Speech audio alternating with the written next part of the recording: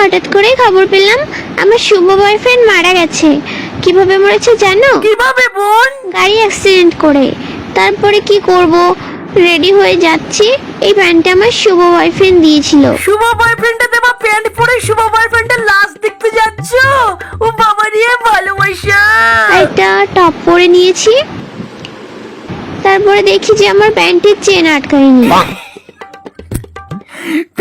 প্যান্টের চেনটা আটকে নাও বনু, না হলে শুভ বয়ফ্রেন্ডের জেগে যাবে, মানে শুভ বয়ফ্রেন্ড জেগে যাবে। তো চেনটা আটকে নিলাম। তারপরে আমি যদি কালো হয়ে যাই তারপরে তো আমার আর কোনো বয়ফ্রেন্ড থাকবে না। বলে নাকি কালো হয়ে গেলে বয়ফ্রেন্ড থাকবে না। আরে বোন, তুমি তো এমনি কালো। তার জন্য আমি এই শার্টটা পরে নিয়েছি, কারণ আমার বয়ফ্রেন্ড এখন নেই, মারা গেছে। এখন তো আমরা আরেকটা পটাতে হবে। আরেকটা পটিয়ে নি মানে? এই, তোমার শুভ বয়ফ্রেন্ড মারা গেছে, তুমি ওর লাশ দেখতে যাচ্ছ, লাশ।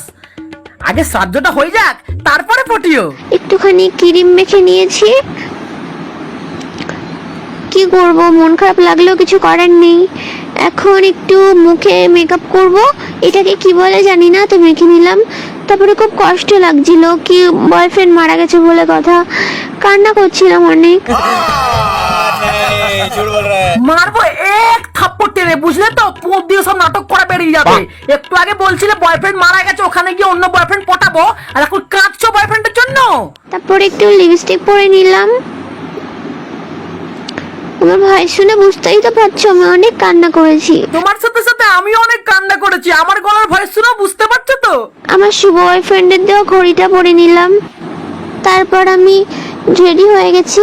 এবার আমার শুভ বয়ফ্রেন্ড মারা গেছে, সেখানে যাই। টাটা। তোমার শুভ বয়ফ্রেন্ডের আত্মা শান্তি পাক, তোমার শুভ বয়ফ্রেন্ড যেখানে থাকুক সেখানে ভালো থাকুক, আর যদি পরের জন্মে আবার জন্মায় তোমার মতো মেয়ের সাথে যাতে কোনোদিন প্রেম না করে। নেকো পুষো একটা।